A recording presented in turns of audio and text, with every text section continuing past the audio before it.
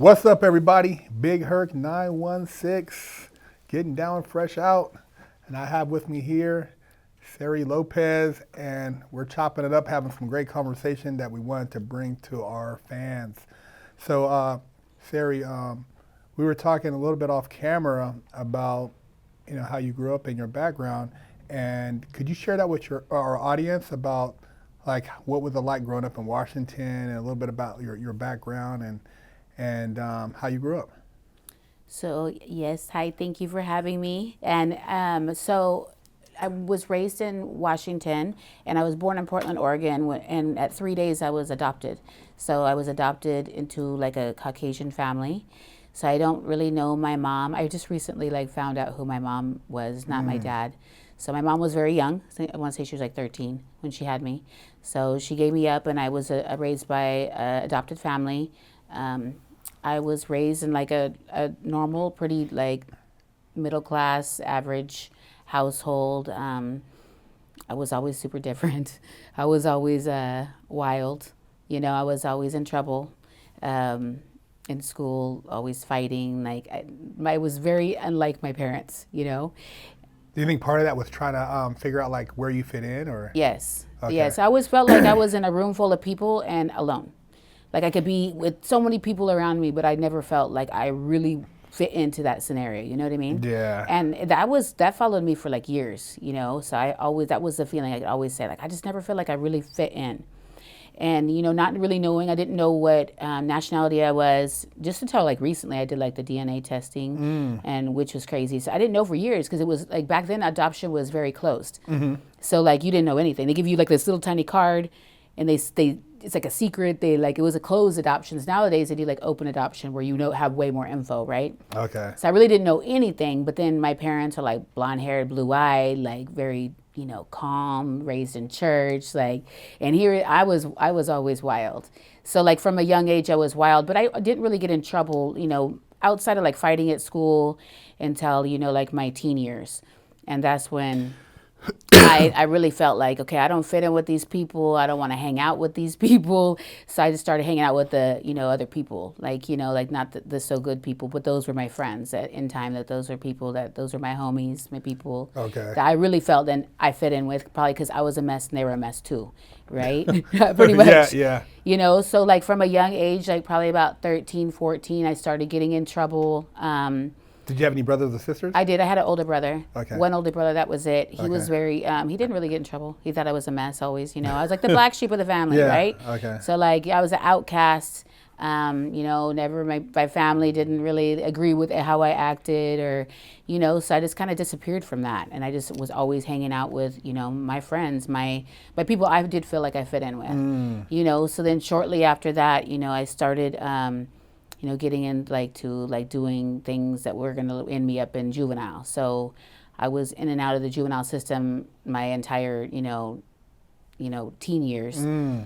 So like stealing cars. I used to do crazy shit, like just crazy. So like the first time, like I think I stole my dad's car, which is horrible, and I'm not proud of that. And I ended up coming to Chula Vista, like where I got like arrested at the border. Thank God they caught me before I went to the border. Like I was wow. literally gonna cross.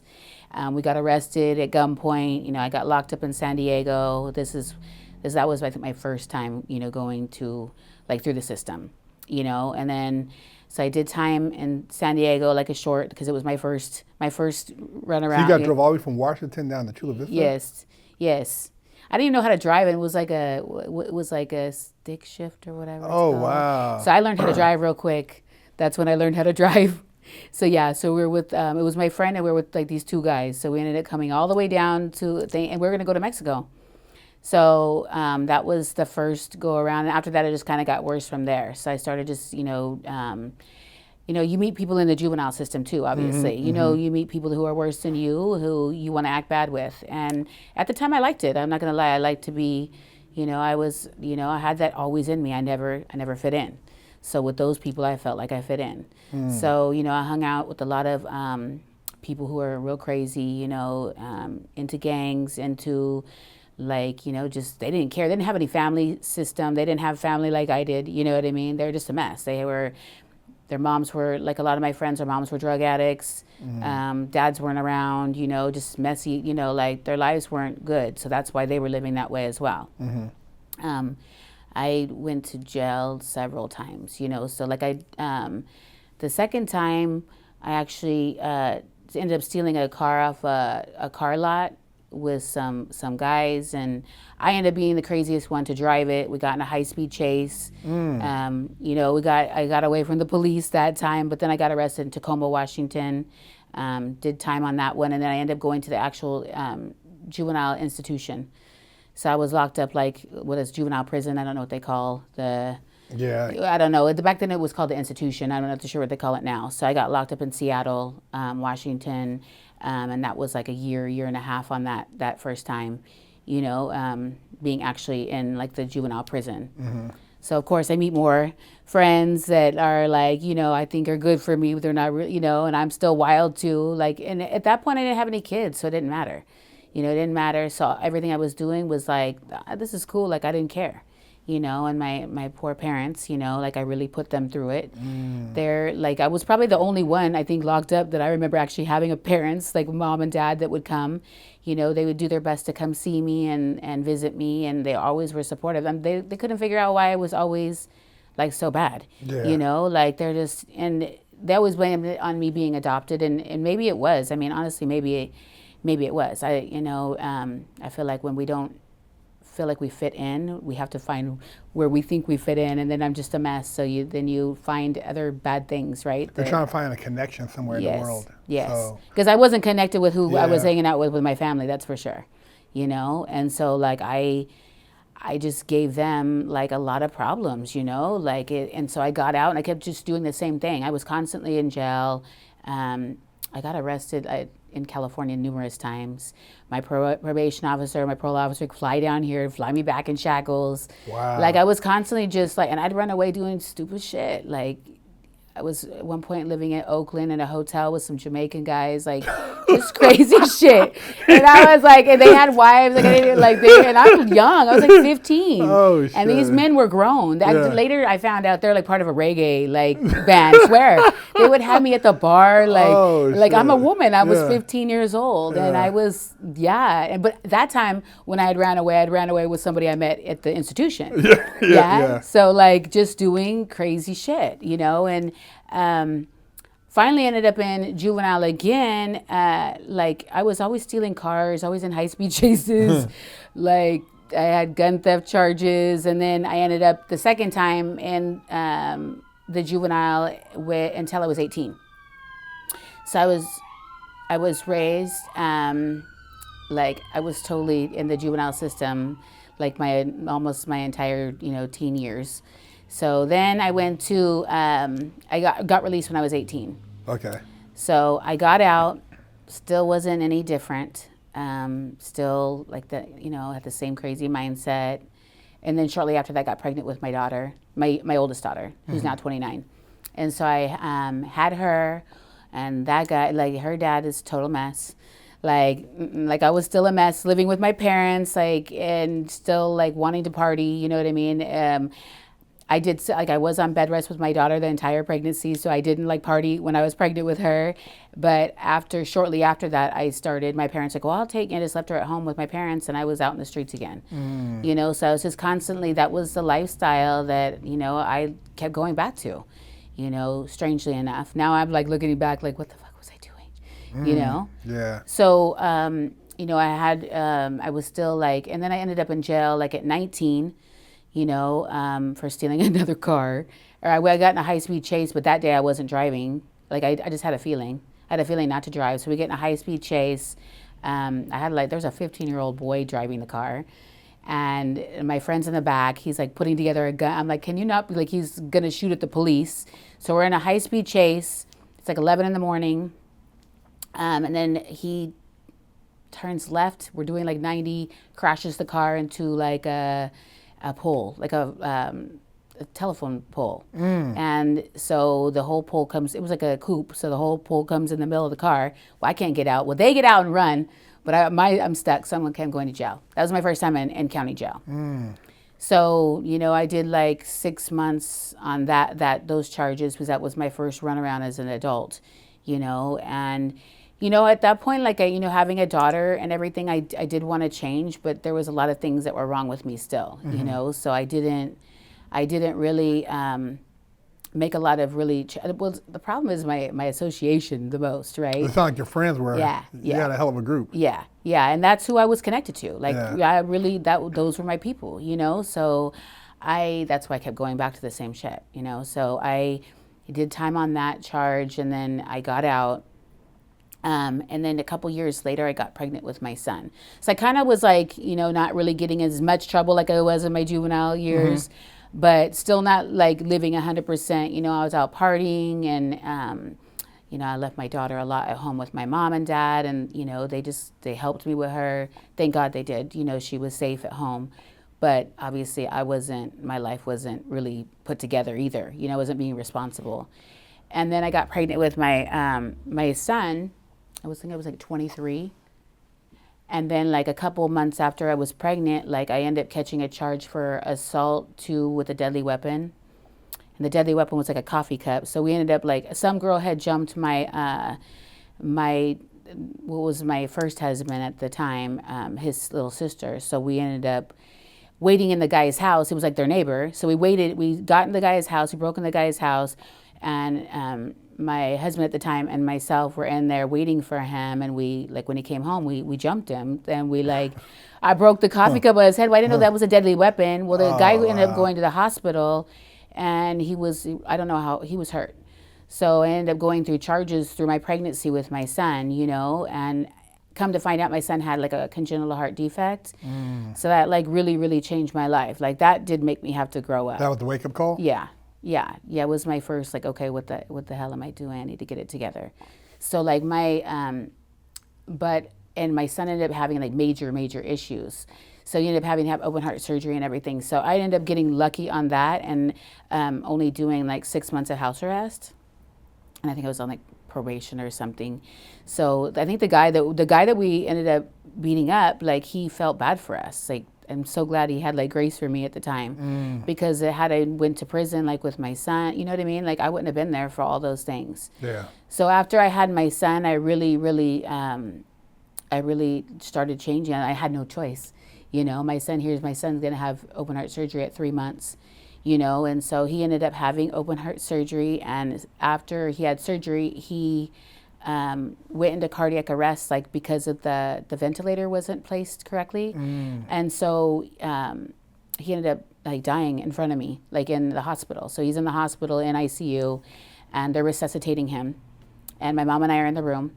So that was like that was like one of the worst days of my life, so very, very scary, and this is my child that I love, so I'm like, that was a moment that I really felt like I needed to grow up.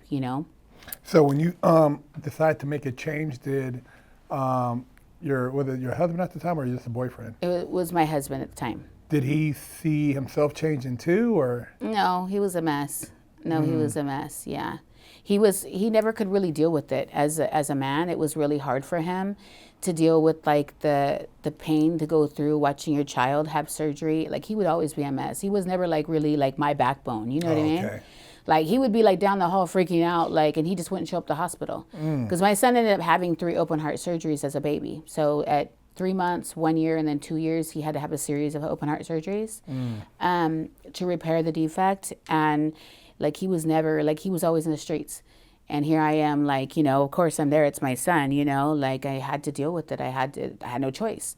His mom was always there with me, but he was nowhere. Like, he wasn't really there for me. I just feel like, and even he's not still there. Like, my son, yeah, like, I felt like he couldn't handle it. It was too much. At what point do you say, like, you're going to have to sever ties? So if you want to kind of move in a different direction, was that something? Well, you know what? When he had his open heart surgery when he was 2 and he didn't show up, that was enough. Okay. Yeah. Like, when he didn't show up, when he wasn't there for me, yeah, that was a breaking point. So that's when I decided, I'm leaving him. Like, I'm not doing it anymore.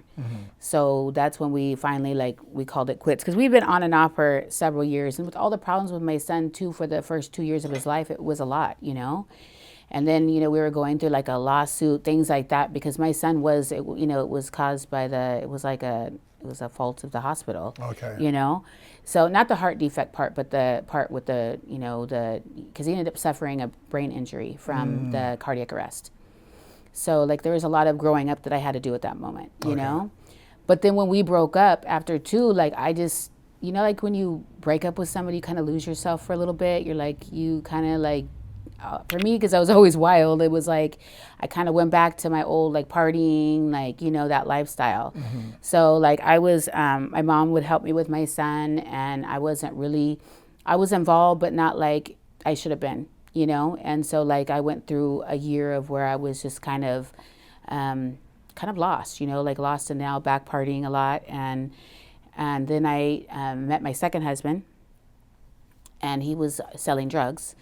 So I quickly got involved with that, and then I ended up, this is like, my son was 3.5, 4 years old, and I ended up catching charges on like drug trafficking and possession, because when I got busted, I had drugs with me. So that was when I went to prison. So, and then my son was like 3.5, like 4 at the time. Almost 4. So how much time were you looking at? 72 months, so 6 years. State or federal? State. Okay. State. So they used all of my juvenile charges against me as half a point. So I went from like, cause he got busted too, the same like drug ring. So he got busted too, but he only got like 24 months. So because he got 24 months, but they used all of my points for my juveniles. So I had 9 juvenile felonies by the time I was 18. So they already had like, all those points that 4.5 points already against me. So they just gave me good time. They're like, okay, now we're going to lock you up, So I did, when I was in prison, like, I don't know how much you wanted me to touch on that. Like. Yeah, well, I mean, so during your prison time, I mean, is that when you started really working on yourself and kind of figuring out what you wanted to do when you got out, or? Yeah, so like when I went to prison, like that, when I went to jail, like that was it. Like I was like, man, what have I done? You know what I mean? That was a humbling. Your kids are on the street with your family. Yeah, like yes. And my parents have always been older because I was adopted, so they couldn't have kids. So my parents, like right now, my dad's 88, my mom's 82. Oh, so okay. like, they're older. They've always been older than like, like the average parent age for like my age, right? So they're already older, and so it was a very awakening moment for me. Like at that moment, like what have I done? So from county, I spent a year in county. Ew, that was the worst, right? Ew. So like it was very life changing. So yeah, I promised myself that I was going to be different, and I really, really did work on myself the entire time I was in jail. I did a lot of like reading, a lot of self-reflection, a lot of self-help classes, Did you cut off like a lot of the people you thought like, who were your friend that you were doing all this stuff before? Did you realize like, hey, I need to, when I get out of here, not really try to get back into that circle of friends and try to create new friends, or? I cut everybody off. Okay. I cut everybody off. At that moment, I'm like, you're an idiot if you ever talk to these people again. None of those people have my back. Yeah. None of them. None of them were my real friends. That was like an awakening moment for like reality check. Like, like if you can't even drop someone a line or send them $20, like, you know what I mean? Like the reality really does hit you. But a lot of people go back to that, right? Yeah. But like that was I had nothing to do with any of them afterward. And the majority of them are like, a lot of my friends died. They, like they were killed or drug overdoses or in the system still, like, and so like it was, I realized, man, it was a dead end road for me. Like really, literally a dead end road. Yeah. Because like I want to say at least 60% of my friends that I really grew up with from the time I was in juvenile, like literally doing juvenile time with, from 14, on, like those people, like I would say more than half of them are not here anymore. How would you say, like, percentage-wise, that hanging around, certain people impacts your everyday behavior? Because, they always say, look at, show me your friends and I can show you Absolutely. your future. No, that's huge. That's what I always have told my kids, my children. Like that's everything. Like you cannot hang out with a bunch of losers and be a winner. Yeah, You know, like it's everything. Like you know, it's the same thing. You want to work out, don't hang out with a bunch of people who are overweight. You want to be in shape, right? It's the same concept. Yeah. So it maybe for a short period of time, but people are infectious. You know, like you know, things are contagious. Like things are like infectious for us. So things rub off on us. You know, our influences are huge. Yeah. So we have to be. If you want to win, you got to find someone who's winning more than you. That's right. Right. So like, and if not, maybe like you working on yourself. Like for me, I worked on myself a lot alone. You know, a lot alone, but like filling my mind with other things, reading, learning. Like the more I would learn, like I would just learn that this, you know, that. Because, like you know, like I said, sometimes I didn't always fit in, and sometimes I feel like that now. You know what I mean? Because of my history, the way I look, but I love me, so that I don't have to. And then, like with entrepreneurs too, right? So now I'm doing better, and my life is different, and I've, you know, I have my own company and things, but I don't feel like I always fit in with every entrepreneur either because of who I am, because of my past. Yeah, I think that's normal though with people who are very creative and who have a strong spirit. Because I know even growing up, I felt like I didn't fit in with my family just because of my drive. And people always said, "Oh man, you calm down. You know, you're trying to do this," or it's like I was always out the box. So I always want to do things differently than people around me. So I felt different.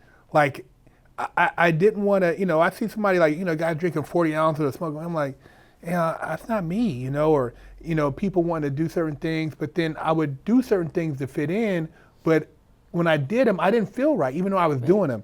So it was always weird trying to figure out, how do I find my friends? I still don't know. Like, I'm still looking for like people who have this an interest that, and I do find them, but I get excited. When I'm talking, I get loud. I'm like, hey, you know, what's up? You know, I get animated. But on a normal, like I see people and you think they're your friends, you realize it's not, it's just superficial. Those aren't really, you know, and like you were talking earlier about like, you know, cutting a lot of people off, and it's like, you know, you don't have time for superficial, you know?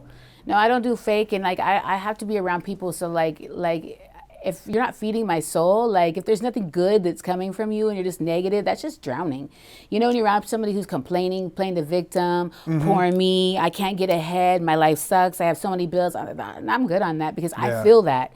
It's like deep, you know, like within my soul. So I have to be around people who are like the same thing. Like I'm an energy person. So if someone's like, you could just feel their energy, and people like, but if someone's not giving the same thing back to you, they suck the life out of you. So that's why I'm like super cautious with who I entertain in my life, because they'll take, you know? People come around me just to be around my energy. Well, like I think to some see, people like, are, you know? I think I call those energy vampires. Yeah, yes. Because they know like I know like my wife said sometimes, like, why do you just talk to that person? And I gave them all kind of ideas. Yeah.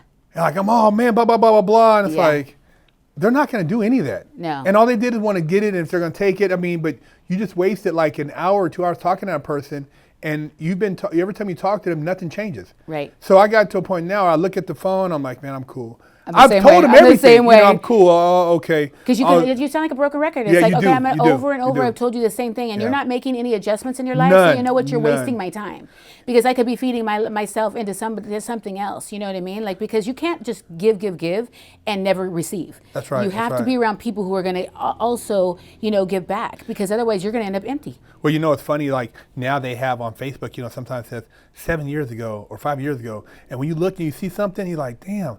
That person was doing the same shit 7 years. Yes. Damn, Most you know what people, I mean? like, Yeah. It's like I'm cool. Yes. Like wow. It's like it puts it right in your face. So for myself, I was like, okay, 5 years ago, I think where I was at and where I'm at today. Okay, have I made advancements? Right. And so life is all about advancements. Yes, you know? absolutely. Because that's why I'm like huge into like my goals, and like my monthly goals, my weekly goals, my yearly goals, my biannual goals. All these things are super important to me, because then I could see my growth. Like, okay, and personally and business wise, you know what I mean? So I could feel like, yeah, I've changed, because I don't want to be the same. I was the same for years. Yeah. Doing the same shit, stuck in a cycle. Like we get stuck where it's like over and over, we're doing the same thing. And what are you getting? The same results? That's right. You're getting the same results. Yeah. Like you're not doing anything. But when you really start to work on yourself, or work on your lifestyle, or work on your friends, or who you associate with, you'll see so many gains. It's crazy. And that's addicting. That's addicting, that part. You know, like when that's what I love, is that like, okay, And you know what? Sometimes we need to cut people out. And even since then, I've went through times in my life where I've like cut people out. And I'm like, and I had to do that in order to grow. Because people just weight you down. So how did people receive, you doing your own thing? When people started seeing you like, start your business and let the people know what your business is, and when you started getting more into your entrepreneurial mindset, did you see that people were like intimidated, or some people like didn't have your back? I mean, what was the response for that? Well, I mean, the people at the time I was hanging out with, like when I first started my company, I felt like they were supportive in a sense, but like supported with limitations. Okay. So I think the more that I got more successful and things start to grow and I started doing better and better, they got mad. You know what I mean? And those people I had to cut out. So I like literally disappeared. So like I literally disappeared for like, I disappeared, changed my number for like, and I lived in San Bernardino County and I moved to Orange County. Totally went ghost, and I changed my number and like focused on myself and my company, and I was just on my grind. And like in less than 2 years, I had transformed my entire reality, and like my reality changed huge, So it was like I just did a quantum leap. I don't know if you believe in those things, but I literally changed my entire reality. Well, no, when you said San Bernardino. And you say Orange County, not to be a knock, but I've been in San Bernardino and I lived in Orange County. Yeah. And it's different vibrations. Yes. Totally different. And you know what? When you can see that you could be better, when you see, like it's the same thing. You are what you hang around. But you start hanging around with people who have more, and you're like, man, I could have more too. Because if you stay, it's like living in the hood. You want to live in the hood, that's all you're going to see. I tell people this all the time. You cannot think better. You're never going to find people, for me, no. You're going to find a millionaire, a multimillionaire, a billionaire, somebody successful hanging out in the hood. Now, maybe they're coming to visit their family real quick, but they're not going to stay there. Yeah. Because the mindset has to change. You have to change. Like, literally, you have to become a different person. Yeah. Like, I'm still the same me because I'm still down, but I use the same concept. So I tell people, like, you sold drugs. It's the same thing. You flip your money. That's how I started my whole company. I took money that I made, and I flipped it back into my company, and I made a little more money, and I flipped it back into my company. It's the same concept, only it was legal. Only it was doing something good, But, like, the exposure is what allowed you to create greater opportunity. I always tell people, like, when I don't go back anymore, but like when I used to go back to SAC, and I would see like, damn, man, this shit is like, it's depressing. Like, it's the same shit. Yes. And it's like, you're not gonna, you can't squeeze nothing from that. It's squeezed out. No, yep. You got to go over here. You got to leave and go somewhere else where you can get that energy. Now, even if you want to come back and invest back in it, it's like you're trying to water hard dirt. Right. With no seeds. Right. And it's like what you're watering, there's nothing there to grow it. You try to go back to the same thing, looking for the same results. And they're not, these people you can't make them want to change and be how you want them to be. No. So my thing is not to knock them. I just recognize that, hey, you're in the perfect place for who you are, but I just got to go over here. Right. And that's it. Right. And that's what I wrote, because otherwise you expend a lot of energy thinking, oh man, I'm going to do this and help this person. They don't want to be helped. No, they don't. They're not ready. And you know what? You can only just give somebody a little bit of advice, and you can figure out real quick that they don't really want it. Yeah. People, they want to hear what you have to say, and then it's like when you start telling what they have to do, they're like, oh, okay. Yeah. change the subject. Yeah. Because they really don't want it. And that's okay. That's Yeah. okay, because the people, people come to me all the time. So like, I try to work with people. I do help people. People are in my inbox all the time. Like, how could I do this? But you really tell them, and they're like, do they really do it? Not really. So they have to really, really want it. They have to really, it has to be their moment in life where it's like, okay, I'm tired of the same shit. Yeah. I'm tired of living the same way. I'm tired of seeing the same people every day doing nothing. Because you have to see something better. If you can't envision something better for your own self, you'll never be anything. We have to be able to see outside the box, like, okay, like, I'm worthy of more. I think, like, when you hustle in, like, I call it the fourth dimension, and, you have three, different phases of it. The first is conceptualize, and then, realize, and then create. But, like, for people, like, if you're just sitting at home all day, and you're like, oh, I'm going to do this, but you can only do so much from your house. Right. Then you got to get out in public. Right. Then you got to execute. But if you are the type of person where you're not leaving your house, you're not, you don't want to go past this freeway, you don't want to go over here to interact, you don't want to meet new people. It's like people are the currency. Right. Exposure is that's your money right there. So all this, it all works synergistically. Right. You can't expect synergy when it's you, your dog, and right. your friend Ray Ray. Yes. You know what I mean? Right. You gotta have somebody else outside the circle to bring in, because this person brings in a different thing. And I always I utilize, like, when you think of like Facebook or like Google, like in Facebook, you have a guy over here this guy, he's maybe standing on his desk, he's got a weird hat on, but he's a creative guy. He's talking. This guy over here, he's a coder. He's not very, talkative, but he's good at coding. This person over here, they're painting on the walls and stuff, but he's just as valuable because he brings in energy. And I was read something and said, the guy who did the graffiti on the walls of Facebook, they offered to pay him $60,000 when he first did it, or 10%. He took, I think it was 10% or 8%. Smart. That was $200 million. Yeah. Instead of think about it, but the average person, give me my 60 grand. Yeah. I'll pay all this, 99.9% of people would have went like that. Give me my 60 grand. Yes. This guy took the back end, so hanging out with Zuckerberg, $200 million now from hanging out. But people don't realize he's just as valuable because he brings an energy vibe. Yes. And everybody around you, you gotta know how to tie all those people in. But if you don't see the value in somebody, you're going to miss out on opportunities. Absolutely. So I always think about, like, when I meet certain people, sometimes I go home and reflect on, like, why did I meet that person today? Why did this happen? What is the purpose? You know what I mean? Because maybe that stopped you from going here, and it could have been something bad, or maybe it did this, or maybe it reintroduced you to somebody. Everything's a plan. You know what I mean? It's Everything's a crazy. plan. So I look at there's like not coincidences, like especially when you're out in public, but like, what was the purpose? Why did that happen today? Why did this happen? You know what I mean? Right. Not to get like messed up, like, oh damn, everything never goes my way, or this is, get all stressed out. No, think about the positive. What came from that? Right. There's always something, if we look at it that way. Yeah. Because a lot of people choose to look at it like, oh my gosh, everything's negative, like the victim mentality, like, you know what I mean? But when we really look at it, like setting it up, like I look at even from the time I was young, I was being prepared to what I am today. Like everything was preparing me, everything was preparing me to be responsible later on. The timing was key. Like I look at the universe doesn't really know the timing, right? Like we look at more timing than, right? Like the universe, but it's like, we want it now, we want it, Amazon time. We want an Amazon Prime, right? We want things quick and easy. Especially a criminal, they want things fast and easy, right? That's right. But like when you really look at the time frame of your life and how everything is perfectly set up, good and bad, like, you know what I mean, to prepare you to be the person you were intended to be. It's crazy. And like I look at everything like that. So even like I meet people wherever I go, and I'm like, man, it's just crazy how small the world is, or how people like you meet people to have like, an effect on people. It's like, and when you're good and you have good energy, it's really contagious. People love that. People are drawn to you, right?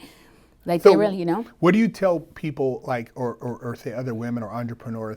Because like, here you are, a Hispanic woman, tattoos.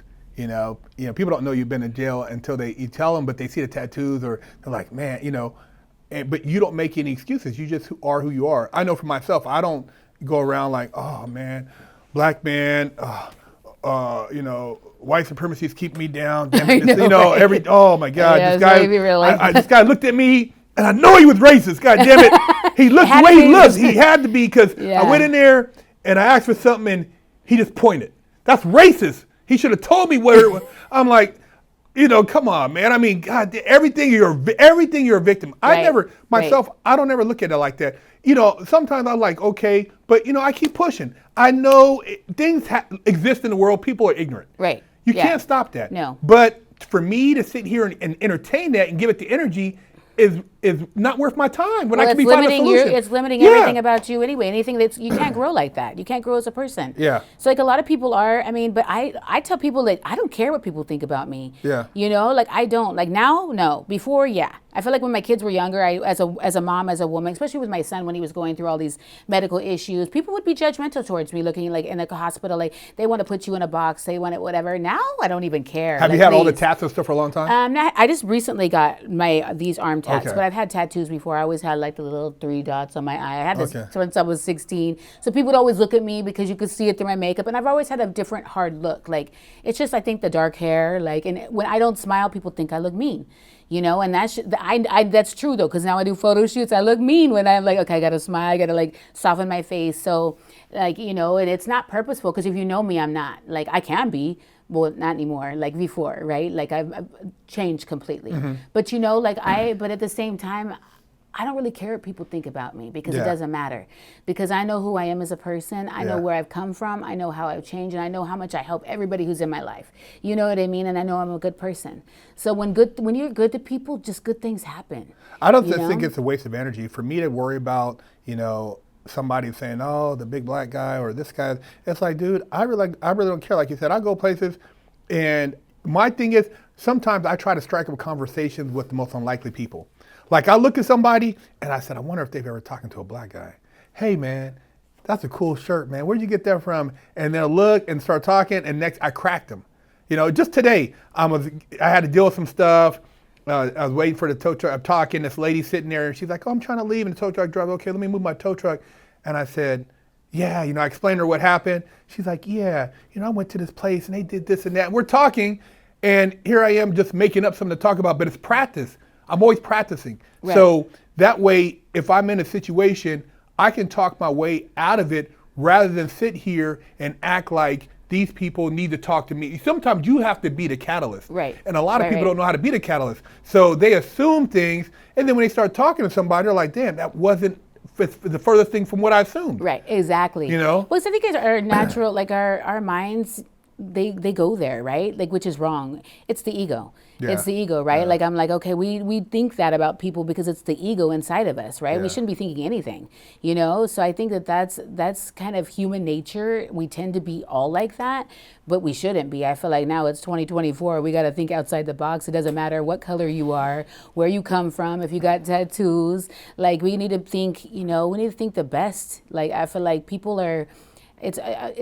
That's overrated to be like that with people. I told somebody, I'm like, dude, look, before I'm gonna sit here and try to find me like 10 black guys, I'm gonna get around, I don't care what the mixture of people are in the room, and if they're inviting me in and we can all win, we're gonna win. Yes. I'm not worried about, oh man, it's diversity, equity. Yeah. Bring in another black guy just so we can have two. I'm like, dude, I don't know this dude. Right. I'm not Right. gonna vouch for him just because he's black doesn't mean that we're gonna be on the same page. Right. That's the misconception. Right. If we have the same goals, we think like cool, but just because it's black doesn't mean that we're aligned. You know what I mean? Right. So that's a big thing, and they push that. Oh, we got to make it equal. I don't care. Look, if a guy's a surgeon, I don't give a damn if he's Indian. Right. I don't care if he's Asian, Hispanic. He knows the shit. Scored good on his. He's high. He's high valued.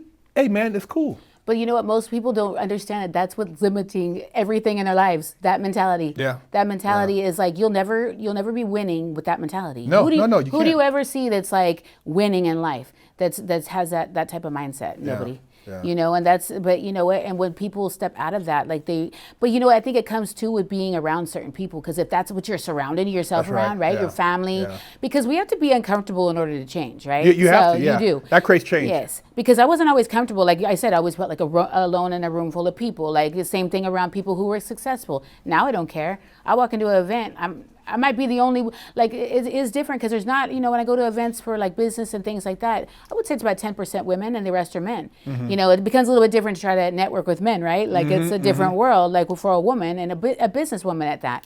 But like I feel like I don't care. Like I don't care. Like now I'm confident with who I am because I feel worthy. I'm worthy enough. That's right. So you have to be uncomfortable in order to change. That's right. So like before, if you would have asked me even 5 years ago to walk, I would be like, oh my gosh, I feel out of my comfort zone. I don't really fit in here. You know what I mean? So that has to change in order for you to grow as a person, and especially if you want to be successful, right? No, I totally agree. I mean, I go to a lot of different events, and like, at first, oh yeah, I just bought this car and I'm doing this and we're just doing this. I'm like, dude, I didn't even ask you anything. I'm just over here checking out, looking at this right here. You're telling me all this shit. Right. Like your finances, dude, cool. I mean, more power Good for to you, you, brother. But I mean, woo, you know what I mean? Whatever. But it's like, that's not what I was over here. I just said, did you see this?